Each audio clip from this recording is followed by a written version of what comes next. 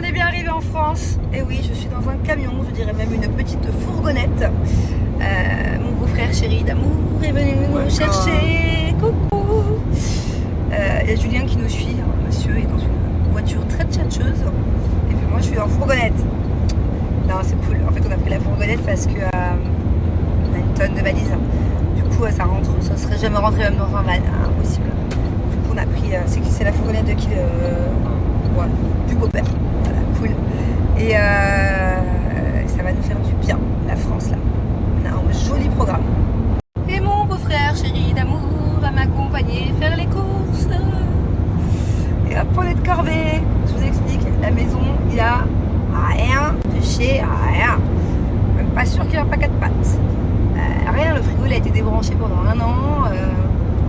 Voilà, faut tout acheter. Je pense qu'on va devoir même prendre 2 caddies là. Entre les produits ménagers, les trucs, les boissons, il n'y a même pas d'eau. C'est les enfants qui vont être contents. Je sais pas si Angina va se souvenir de la maison parce que je suis pas sûre qu'on ait une mémoire à long terme, à 2 ans. Donc elle est venue il y a 1 an. Sago par contre, je pense qu'il va y avoir des petits souvenirs. Je crois pas qu'Angina va se souvenir. Hein. Attends, tu sais quoi? Je vais t'expliquer quelque chose que j'ai lu et c'est véridique. Hein. C'est genre la psychologie et tout. Un enfant avant 5 ans, d'accord, ça dépend des enfants, mais là ça peut être 4 ans et demi, 5 ans, à 6 ans, ne se souvient de rien. Moi par exemple, mes premiers souvenirs, ils sont vers 4-5 ans. Tu n'as pas de souvenirs avant. T'as quel âge? Et ils ont quel âge? Oui, bon j'ai compris, mais en gros ça veut dire que tous les voyages, tous les kiffs qu'on leur fait, plus tard, rien, ils vont se souvenir de rien. Voilà, ça sert à rien de les gâter, ça sert à rien de les faire voyager, puisqu'ils vont tout oublier. C'est le plus dingue, c'est que moi mes plus jeunes souvenirs, je me souviens que des mauvais souvenirs. C'est-à-dire que je me souviens un jour j'avais fait un cauchemar dans un appartement que j'habitais, j'étais toute petite. Je me souviens de cet appart que par rapport à ce cauchemar. Et une fois, j'étais partie à Disney avec ma mère. Elle m'avait acheté un ballon à l'hélium. Enfin, un ballon, l'hélium, c'est ça qui s'envole. Et je l'avais lâché dans le jardin de ma grand-mère. Et il s'est envolé. Et genre j'avais une frustration et une tristesse tellement profonde. Et ça c'est mon plus jeune souvenir. Je devais avoir 4-5 ans. Bien triste mon souvenir. Perdu mon ballon. J'ai oublié de vous dire un autre souvenir qui m'a traumatisée quand j'étais petite en parlant de ce Disney. Je vous jure, j'étais jeune, j'avais 4-5 ans. Le capitaine Crochet dans la parade a voulu danser avec moi. Ça c'est vrai. Ça c'est vrai. Ouais. Et alors je m'en souviens comme si c'était hier. Son crochet là, il a voulu m'embarquer dans la parade, je sais pas, ça peut être Cendrillon. C'est pas 4-5 ans, c'est le jour où j'ai perdu le ballon. Voilà. C'est cool hein, cool mon enfance. C'est quoi? L'histoire de la policière. Non, je vous ai pas dit l'histoire de la policière. Je me suis fait... je vais pas raconter dans les détails. Bon, de toute façon, apparemment elle me suit pas sur les réseaux. Donc je pourrais même tout raconter vu qu'apparemment elle me suit pas sur les réseaux. Non, je me suis fait un peu... pas très bien accueillie là. À la frontière, à l'aéroport, la dame elle était pas très sympa quoi. Alors, je vous jure, elle m'a mal parlé, même un peu menacée, pour rien. Mais en fait c'est parce que sur les passeports des enfants, il y a le nom de Tanti. Et moi j'ai pas encore changé mon passeport. Et donc il n'y a qu'un des 2 enfants qui a le nom Marceau, l'autre ne l'avait pas. Donc du coup, elle savait pas que c'était mes enfants quoi. Et Julien était déjà parti aux valises. Donc j'avais pas de solution parce que je captais pas, je pouvais pas appeler Julien pour lui dire de revenir. Et elle m'a pas trop aidé à trouver de solution quoi, au contraire. En tout cas, je me suis retrouvée du coup à la frontière avec les enfants, pas cool, parce qu'elle m'a pas du tout aidé. Moi je voulais bien que Julien vienne montrer son passeport, mais bon, en plus elle a fait comme si elle me connaissait, c'est ça qui m'énervait le plus, elle a fait comme si elle me connaissait pas. Je dis ah ben non, mais je sais pas que c'est vos enfants, comment je peux le savoir que c'est vos enfants? Bah, je peux pas savoir. Et au final, à la fin, elle a fait des gaffes, elle a dit des trucs qui voulaient dire tout le contraire. En gros, elle me connaissait quoi. Comment elle peut savoir sinon que je vis à Dubaï? Enfin bon, bref. On passe, c'est pas grave. C'est pas grave. Je me suis pas très bien fait accueillir, mais c'est là. En tout cas, moi je suis très contente d'être en France. J'ai trouvé des Carrefour. J'ai acheté du bon fromage, la bonne charcuterie. Même là, on s'est arrêté manger un McDo. Ça n'a même pas le même goût. Il est trop bon en France. Par contre, qu'est-ce qu'il est cher. Il y a des menus à 14 €. C'est une blague. En fait, je crois que cette histoire, ça mérite que je vous l'explique. tout à l'heure, quand j'aurai un peu le temps, plus tard. Parce qu'au final, quand je prends du recul, genre, c'est hyper grave de se faire accueillir comme ça, de se faire parler comme ça. J'étais sous le choc, genre. J'ai rien fait de mal, j'ai pas fait un truc de fou. Elle m'a hyper mal parlé, elle m'a hurlé dessus.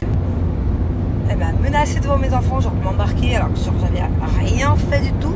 Ça peut être un traumatisme pour mes enfants.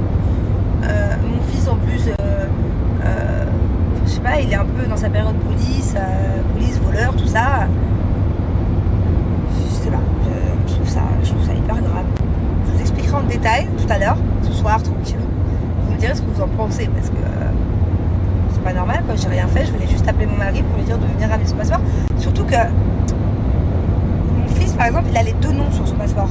Il a Tanti et Marceau. Et que ça n'a jamais eu de problème. Regardez, j'étais en Italie il y a un mois, j'ai voyagé avec les enfants de partout, même des fois sans Julien, l'été dernier, j'ai jamais eu de souci là. Alors je veux bien avoir ce problème-là, il n'y a pas de souci, mais de là à me parler comme ça, elle m'a fait une phase, ah bah suivez-moi. En gros, genre, je me fais embarquer quoi, pour rien. Au final, à la journée de la vie, elle m'a tamponné les passeports, finito, mais j'ai mes enfants quoi, je vous expliquerai vraiment dans les détails parce qu'il y a plein de petits trucs qui sont pas cool et en fait c'était juste de la méchanceté ou de la haine gratuite. Genre elle me connaissait pas alors qu'au final elle me connaissait rien, nul quoi, pas gentil. En fait elle attendait tout pour que je brille et j'ai pas brillé et c'est ça qui l'a énervé. C'est que quand elle me parlait, bah, au final au bout d'un moment je dis oui d'accord madame, vous avez raison, y a pas de souci, oui d'accord madame. Et quand je lui disais ça, c'est là qu'elle me disait arrêtez de me parler comme ça. Je dis bah d'accord madame, il n'y a pas de souci. Ok, je vais dans votre sens, il n'y a pas de problème. Oh là là. Alors du coup ça l'énervait encore plus et du coup elle me criait encore plus dessus. Et du coup elle me menaçait encore plus de m'embarquer. Et du coup quand Julien, ça capte enfin que j'ai Julien au téléphone. Du coup je suis en train de vous raconter toute la story.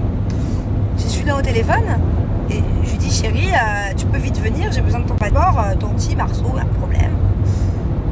Il me dit, dis à la dame, pourquoi la dame elle ne nous connaît pas? Je dis, bah non, apparemment non.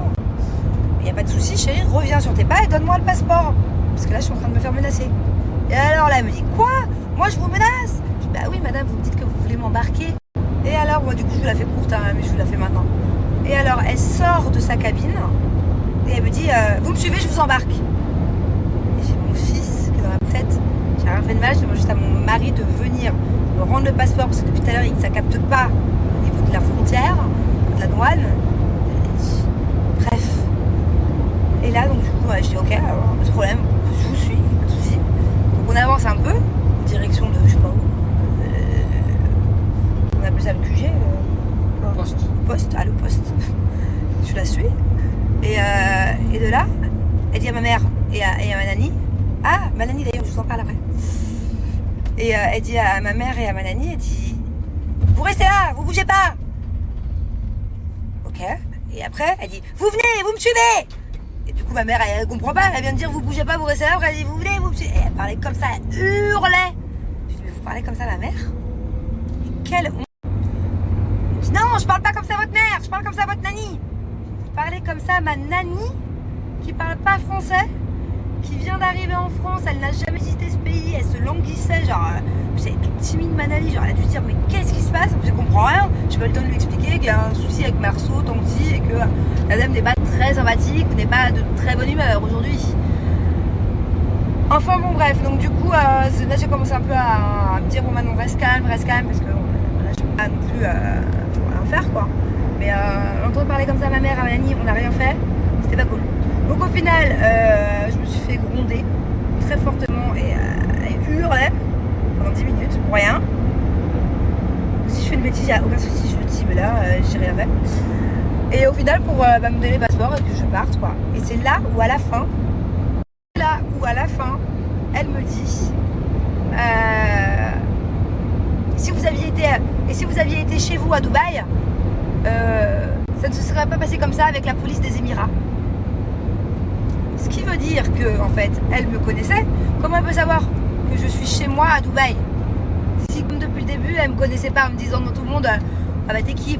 Comment je pourrais savoir que c'est vos enfants? Hein? Puis, méchamment.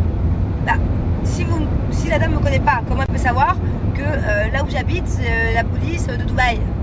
Elle peut pas le savoir. Ok, j'arrive de Dubaï, mais j'aurais très bien pu faire un transit. Combien de personnes font une escale à Dubaï? C'est le plus grand aéroport du monde. Je peux très bien arriver d'Australie, de Thaïlande, enfin bon, bref.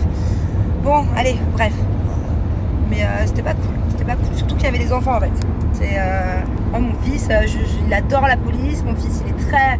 Voilà, quelqu'un qui fait une bêtise, il y a la police. Et là, le fait que mon fils voit cette policière sans aucun motif me crier dessus comme elle l'a fait, et pas qu'une fois, ça a duré 10 minutes, un quart d'heure. Bah, franchement, ça m'embête. Ça m'embête parce que mon fils, il comprend pas. Pour lui, la police crie sur quelqu'un quand c'est un méchant, quand c'est un voleur, quand c'est quelqu'un qui fait quelque chose de mal. Et que bah, moi, j'avais rien fait de mal en fait, à part essayer d'aller dans son sens parce que je voyais qu'elle avait qu'une envie, c'était de me chercher les embrouilles, quoi, tout simplement. Mais bon, c'est pas grave, ça va me gâcher mes vacances, ça va pas me gâcher l'envie d'être en France et la joie que j'ai d'être en France.